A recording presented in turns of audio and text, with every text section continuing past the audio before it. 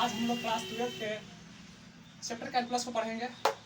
ये हमारा chapter 45 marks carry करता है क्लास 12 के एग्जाम में, और इस चैप्टर को पढ़ना बहुत जरूरी है पास करने के लिए। तो देखेंगे कैलकुलस चैप्टर में पहले कैलकुलस का परिभाषा देखेंगे, इसका डिफिनेशन होता क्या है।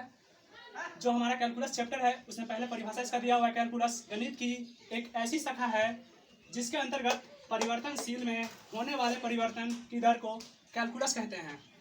कहने का मतलब कोई गाड़ी चल रहा है तो क्या कर रहा है, अपने आप में परिवर्तन कर रहा है। अगर कहीं रोकर पे इसको ब्रेक ले रहे हैं, इसमें एक परिवर्तन है। यानी कहने का मतलब कोई भी परिवर्तनशील राशि में उसको परिवर्तन किया जाता है, वही मेरा कैलकुलस कहलाता है। और इसका 2 टाइप्स है। कैलकुलस का 2 प्रकार है। पहला है अवकलन और दूसरा है समाकलन। अब इसमें जानेंगे कैलकुलस में 2 पार्ट बना हुआ है, अवकलन और समाकलन। अवकलन में कौन कौन चैप्टर है और समाकलन में कौन कौन चैप्टर है, इसके आगे देखेंगे यहाँ पे अवकलन और समाकलन में जो चैप्टर है। और इससे पहले जानेंगे अवकलन की खोज किसने किया था, समाकलन की खोज किसने किया था। अवकलन की खोज न्यूटन ने किया था और समाकलन की खोज लेबनिज ने किया था। और इसके अंतर्गत में जो अवकलन में जो चैप्टर है वो हमारा है कंटिन्यूटी, और दूसरा है डिफरेंशिएशन, और तीसरा है एप्लीकेशन ऑफ डिफरेंशिएशन। ये 3 चैप्टर इसमें पढ़ना है जो हमारा एग्जाम में 23 मार्क्स कवर करता है। ये अवकलन से 23 मार्क्स। इसका समाकलन में देखेंगे कौन कौन चैप्टर है। समाकलन में है इंटीग्रेशन, दूसरा है डिफरेंशिएशन, इंटीग्रेशन एंड प्रॉपर्टीज, और तीसरा है application integration, application of integration, और चौथा है डिफरेंशियल इक्वेशन या डिफरेंशिएशन इक्वेशन, डिफरेंशियल इक्वेशन। ये सारे चैप्टर को हम बारी बारी से कवर करेंगे। इससे पहले देखेंगे समाकलन, कंटिन्यूटी क्या होता है, समाकलन क्या होता है, और इससे जो हमारा क्वेश्चन पूछा जाता है ये 22 मार्क्स के, यानी 22 नंबर हमारा कवर ये करता है और 23 नंबर ये करता है, यानी दोनों मिला के 45 मार्क्स कवर करता है। कुछ कैलकुलस का बेसिक कंसेप्ट है लिखा हुआ, बेसिक कंसेप्ट ऑफ कैलकुलस। इसमें कुछ बेसिक कंसेप्ट हम इसके बारे में जानेंगे ताकि इसका आगे कैलकुलस को सॉल्व करने में सुविधा हो। नहीं तो ये सब नहीं जानने के बाद बहुत सारा दिक्कतें आएगी आगे कैलकुलस में। जानेंगे टाइप 1 में पहले क्या होता है।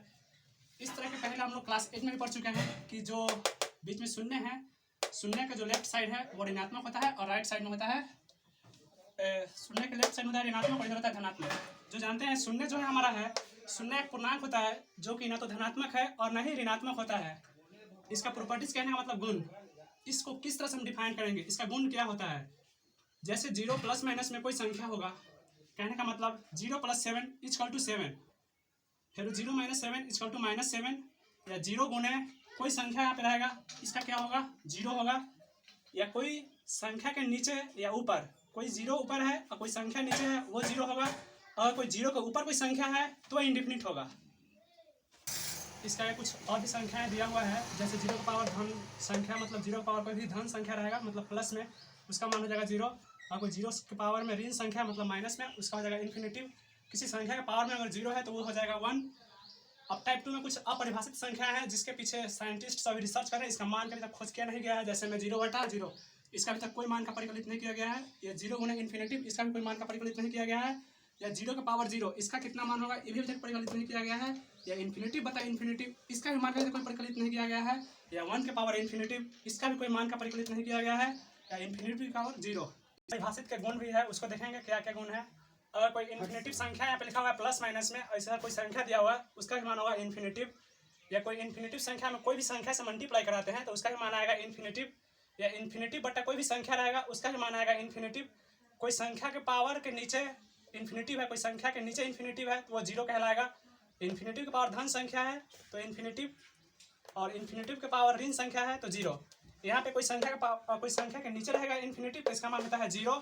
अन्यथा अगर कोई इन्फिनेटिव संख्या के पावर में है धन संख्या तो उसका हो जाएगा इन्फिनेटिव, या इन्फिनेटिव के पावर में ऋण संख्या है तो उसका हो जाएगा 0।